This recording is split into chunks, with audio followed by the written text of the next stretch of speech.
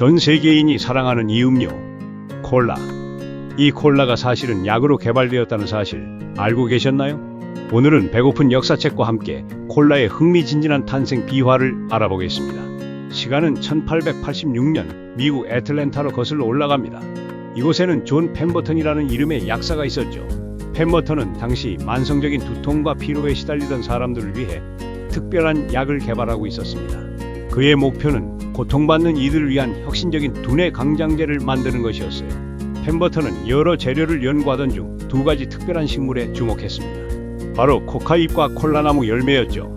코카잎은 당시 의학적으로 통증 완화와 활력 증진에 효과가 있다고 알려져 있었고, 콜라나무 열매는 카페인 함유량이 높아 피로 해소에 도움을 준다고 여겨졌습니다.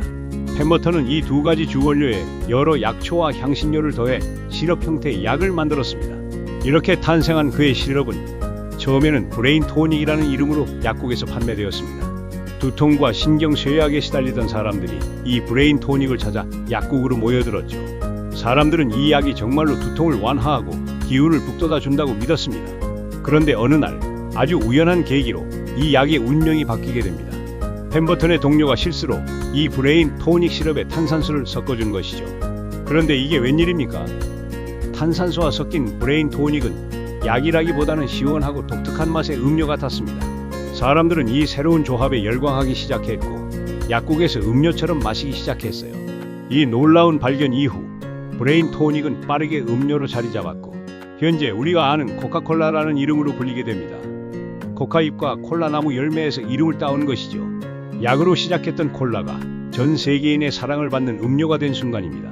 초기에는 코카잎에 코카인 성분이 함유되어 있었지만, 이후에는 인체에 무해한 방식으로 성분이 제거되어 오늘날의 안전한 음료가 되었습니다. 그런데 이 콜라가 단순히 맛있는 음료를 넘어 세계 역사의 중요한 순간에도 등장했다는 사실 알고 계셨나요? 특히 냉전시대, 콜라는 미국 자본주의와 자유의 상징으로 여겨졌습니다. 공산주의 진영에 맞서 미국은 콜라를 통해 자신들의 문화와 이념을 알리려 노력했죠. 1989년 베를린 장벽이 무너진 후 동독 지역의 서방 문화의 상징인 콜라가 대량으로 유입되면서 사람들은 자유의 맛을 느끼는 듯 환호했습니다. 콜라는 단순한 음료를 넘어 냉전시대의 문화적, 정치적 아이콘이 되었던 것이죠. 콜라를 더 이상 두통약으로 기억하는 사람은 없지만 그 시작은 사람들의 건강과 편의를 위한 약이었고, 나아가 역사의 중요한 한 페이지를 장식했다는 사실, 정말 놀랍지 않나요? 하지만 이렇게 대중적인 음료인 콜라, 과연 우리 몸에는 어떤 영향을 미칠까요? 안타깝게도 콜라를 포함한 대부분의 탄산음료는 높은 설탕 함량을 가지고 있습니다. 과도한 설탕 섭취는 비만, 당뇨병, 심혈관 질환 등 다양한 건강 문제의 원인이 될 수 있습니다. 또한 탄산음료의 산성 성분은 우리 치아의 에나멜을 부식시켜 충치를 유발할 수도 있죠. 콜라와 같은 탄산음료는 현명하게 섭취하는 방법이 중요합니다. 첫째, 섭취량을 조절하고 습관적으로 많이 마시는 것은 피하는 것이 좋습니다. 둘째, 무설탕 또는 제로 칼로리 음료를 선택하는 것도 좋은 방법입니다.